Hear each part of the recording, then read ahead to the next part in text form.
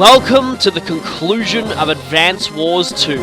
Last time, as you can see here, we finally defeated Sturm and ended his ambitions once and for all. Well, Hawk did, but we destroyed his death ray, so we get all the glory. And speaking of glory, we got a freaking perfect score! I know, I can't believe it either. After all those attempts, I'd say this was a fitting revenge. Finally, perfect score. And that thing that I was actually saying before, I actually did a save state before I went on that massive killing spree to try and go for the power score on that last turn with Max there, just as kind of a way to sort of just test to see if that actually would make a difference. I reloaded that save state afterwards, and instead this time just went for the death ray right away and did not go for anything. I only got 91 in power, so that last turn, that got me the power score. So I'm really glad I actually did decide to go for it, because, yeah, turns out I would not have got a perfect score if I had just gone straight for the death ray. So, yeah. And for the final time, we hear this, the most amazing victory theme ever. Like, seriously, even though you've heard this so much throughout the rest of the game, this still works for the final battle's victory. It works so well. I just love this. Oh, I love this victory music. Anyway, and after letting this song go for a full loop, wait for it.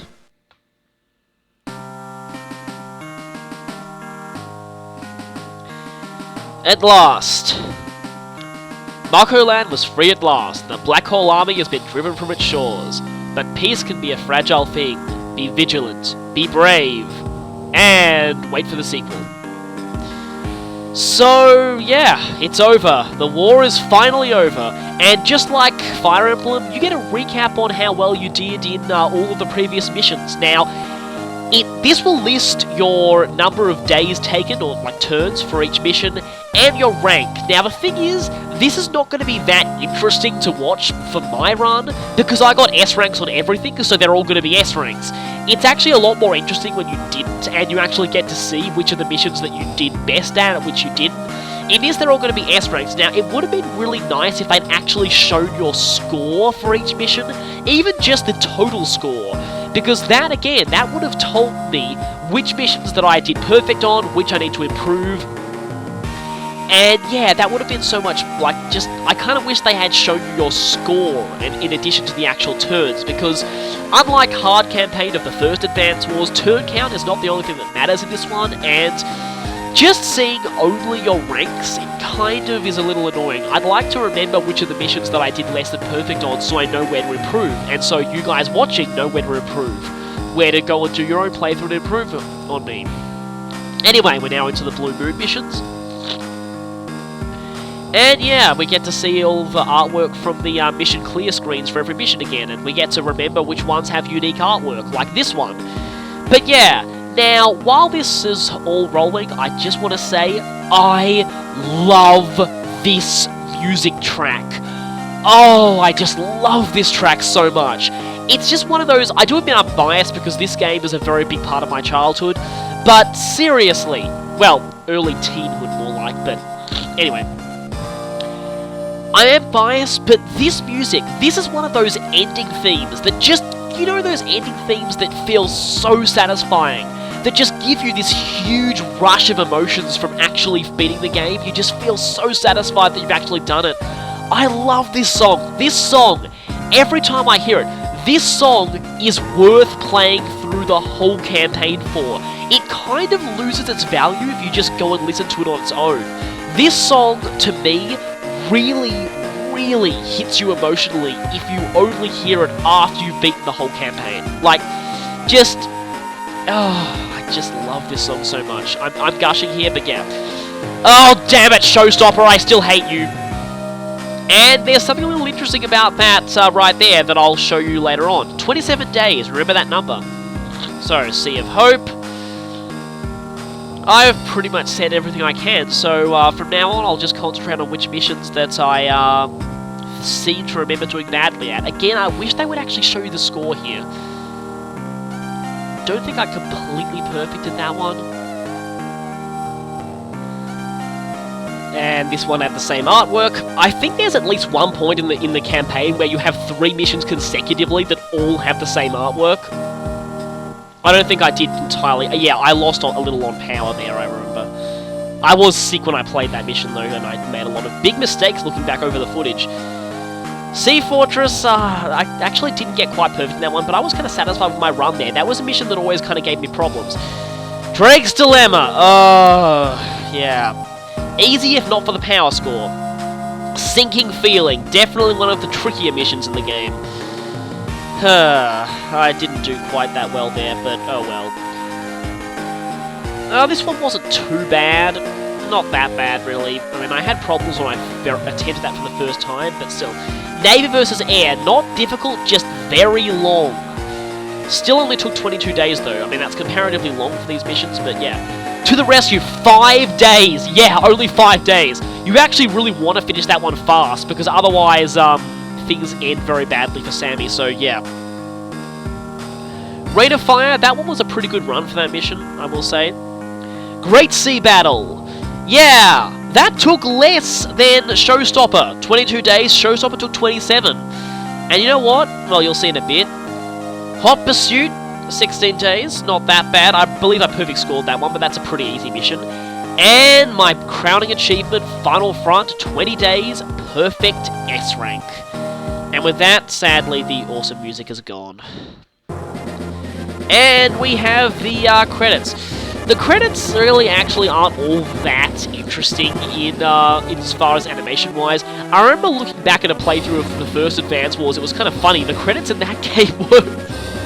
They basically featured like battle scenes of like a bunch of units just walking up and then just dying, like all just getting slaughtered or just exploding or things like that. And like, as kind of amusing as it was, it also looked really, really morbid. Like, like you're just beating the game and you're watching the credits, and they just show you pictures of all these units dying. It's actually.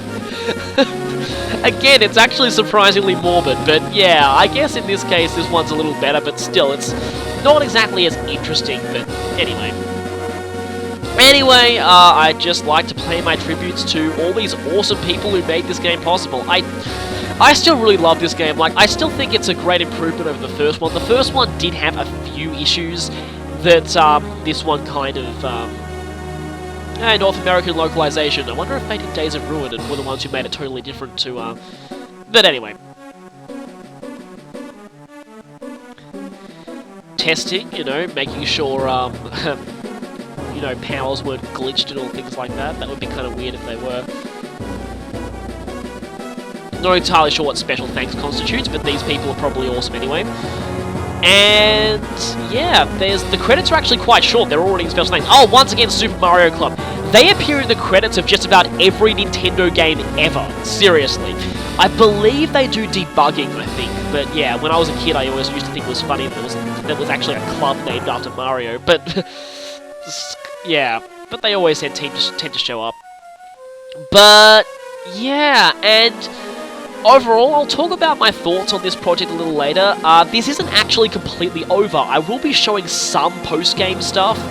In particular, there are exactly 3 missions that are totally new for hard mode. Fortunately, they appear right at the start of the campaign, so I'll be able to take on those very quickly.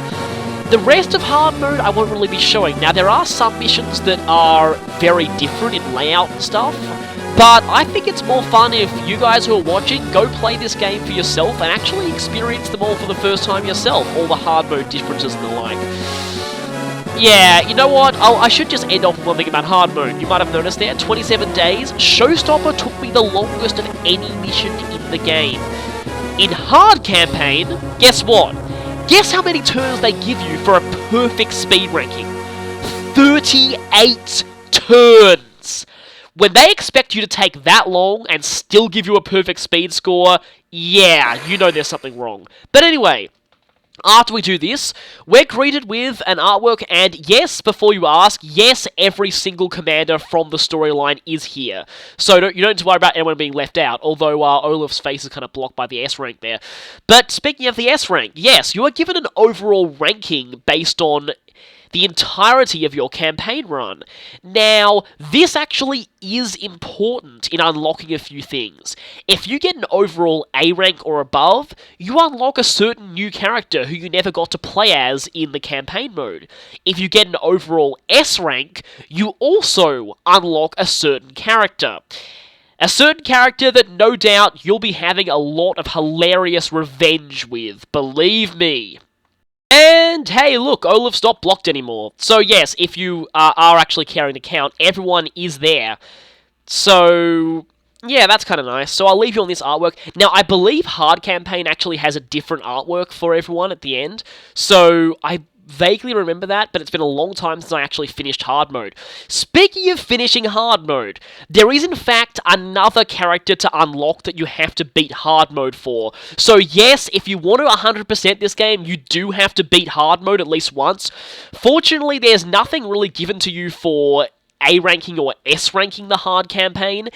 All you need to do is just beat it. Now, as far as hard modes in strategy games go, it's actually not that bad, and I equate it more to maybe Ellwood hard mode of Fire Emblem 7. It's actually not that hard if you're even remotely competent at the game. Like, I actually probably had an easier time playing through it as a kid than I did normal mode, but that was probably because I was much more experienced by then. However, it is certainly a lot more difficult to get the full S rank for the overall for the campaign. So just remember that the characters that you unlock for getting an overall A rank and overall S rank, that doesn't matter whether you're on normal or hard, and part of this playthrough was wanting to just give people a guide for how to unlock them, and I tend to recommend just doing normal mode if you want to do this, because yeah, I mean, if you want to give yourself a good challenge, try going for the overall S rank on hard campaign. Believe me, it is a lot trickier than doing it on normal, but if you do manage to do that, you can call yourself a true master at this game. Well, actually, you would probably have to S rank all the War Room missions for that, but even I still haven't done that, just seriously. S-ranking all of War Room requires a very different approach to campaign mode, and most of it pretty much involves just spamming Sammy, so that's why I'm not quite as interested in War Room as I am in the rest of the things.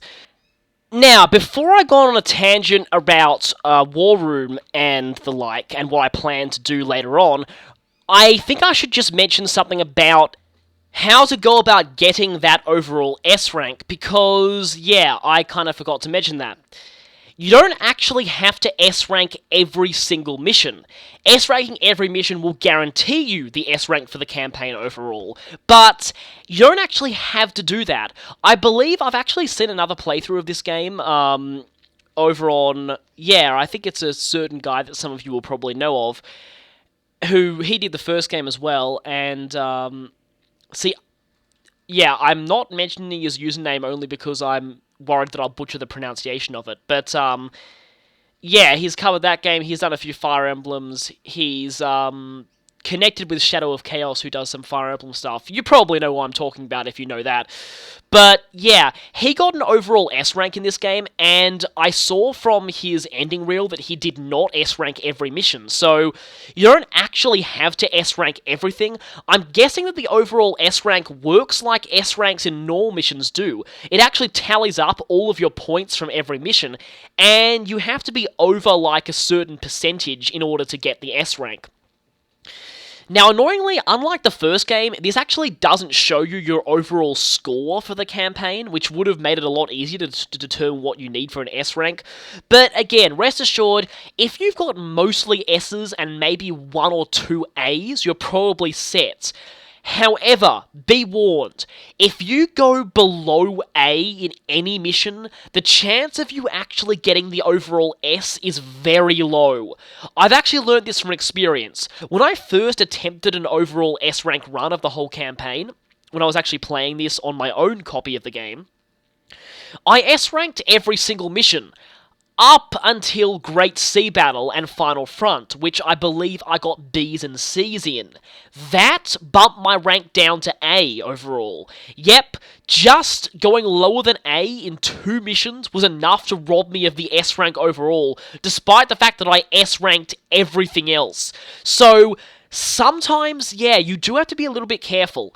You might So basically, yeah, you don't have to S rank everything, so if you get an A or 2, it's not the end of the world. But here's the thing, you don't want to go lower than A on anything, because just to be safe, because I did, and I missed the S rank overall. So, yeah, getting the overall A is enough to unlock a certain character, but still, it is really frustrating to have to play through the whole campaign again for that elusive overall S rank. If you're doing this like me and are S ranking every mission, you are guaranteed to get the S rank overall. If not, there's something very, very wrong. But again, mostly S's and maybe 2 or 3 A's is probably enough. I'm not entirely sure how this works, but that's probably enough. Just, again, don't go below A on anything, just to be safe. What are my plans for after this? Well, I do plan to show off a little bit of War Room. What I will be showing is, I want to show one with Sammy, just to give you an idea of just how powerful she can be on maps that really suit her. Now, for that one, I might end up just following a day-by-day guide. I will give credit to it, but it's just the thing is, War Room doesn't really interest me that much, and really all that's really the purpose of it is just to show how good Sammy is over there. But, yeah. Again, like, I'm not so really fussed about that, but what I will be showing and what I won't be using day-by-day guides for is, I will be doing a couple of choice War Room maps, just a couple of maps that I find kind of interesting, with the characters who you never get to see in the campaign mode. Now, considering that you already fight against them most of the time, I'm not going to be using Lash, Adder, and Hawk. Oh yeah, I forgot to mention, you unlock the 3 of them by finishing campaign mode, with any rank, it doesn't really matter. So yeah, you'll be able to get Lash, Adder, and Hawk. You actually start with Flak from the moment you load up the game, so you don't need to purchase him or anything. But yes, Lash, Adder, and Hawk are now available to purchase from the shop, and you can then use them in War Room and multiplayer. And the thing is, we've already seen enough of what they can do from fighting against them so much, so I don't really feel the need for actually using them myself. However, there are the 3 sort of special characters, the 2 I mentioned for getting the rankings in campaign mode, one of which we have never actually seen on the battlefield before, so that's going to be useful. The other of which we have, but I kind of want to use them just to show how hilarious it is. You probably have already guessed who it is, but I'll be showing what's unlocked after the campaign mode in the shop very soon, once I start on my post-game coverage. And the 3rd secret character, the one you get for beating hard mode, I'll probably show off footage of them too. Now, I was originally thinking this would mean that I have to beat hard campaign on my own time. And then I realized something. I actually still have my original Game Boy Advance cartridge of this game, and I have a Game Boy player, and I have a capture card for consoles. So I can probably just use that, where I actually have unlocked this final secret character already, and just use that to show the footage. So that would be kind of interesting. It was annoying because it was only after I started going through this whole game on an emulator that I realized, oh wait, I could have just recorded from my actual copy off of a Game Boy player. But, yeah, I kind of wish I'd done that, because I actually have not unlocked the character for the overall S rank on my original copy of the game, so looks like I'm going to have to play through this campaign at least once more. But seriously, this is just one of those games that I love playing through again and again. And that's part of the reason why I've enjoyed this project so much. Like, I just really, this game is, I know I'm biased because I have a bit of a nostalgia over this game, but still, I recommend this game very highly to anyone who's a fan of turn-based strategy, anyone who's played Fire Emblem. I mean, I was on the crowd that went from Advance Wars to Fire Emblem rather than the other way around, but yeah, if you've played Fire Emblem and you haven't played Advance Wars, I actually would totally recommend. Okay, I know that I'm biased again because I did this, but skipping the first game is probably fine. If you're going to start with one, this one's actually quite a good one to do, because in the first game, it's kind of weird. The tutorial was not actually integrated into the campaign mode, and the first game's campaign mode can actually be quite brutal from the beginning if you're not used to the game. This one eases you into it a bit more, and for that, it's probably a little bit more newcomer-friendly. Not only that, but you don't have to go through all the weird characterizations in the first game, like Andy being a complete moron and other hilarious things. But also, yeah, The first game's plot doesn't really impact this one that much, and the main reason why I would probably recommend going for this one if you're just starting is that the general gameplay is virtually identical. And that's one of the really only criticisms people make about this game, is that it really feels more like an expansion pack than an actual sequel. It didn't really change very much in terms of the gameplay, and it didn't really, really tweak anything. It only added one new unit, it added the 2 powers, it only added a very few number of new characters, so it's really... There's not much difference between playing this game and playing the first game, and that's probably the reason why that if you haven't played the first game, then it's probably fine to skip it, just because they're so similar. Now, Dual Strike, the next one on DS, did in fact really did feel like a proper sequel, but I might get to that another day. Who knows, I might play through that eventually. I still do like that game, as much as it had a lot of really broken stuff, and that its hard mode was somehow easier than normal mode, hilariously. But I might do that game eventually, maybe, we'll see. But for the time being, I've had a lot of fun with this game. I hope you've all had fun watching it. And yeah, just stay tuned. There will be some more post-game content. Oh yes, I also plan to cover the map creator, just because I think that one, that's actually it's a pretty cool feature, and it's actually surprisingly powerful. You can make some pretty cool maps with it. And yeah, I'll show you just what kinds of maps you can sort of make with it, what kinds of stuff that the game lets you use, and things like that. And also, there is a bit of an interesting Easter egg regarding the map creator that I probably want to see too, because I haven't actually seen it shown off too much. But anyway, look forward to that. That's all coming soon. For now... This is your commanding officer speaking. Dismissed!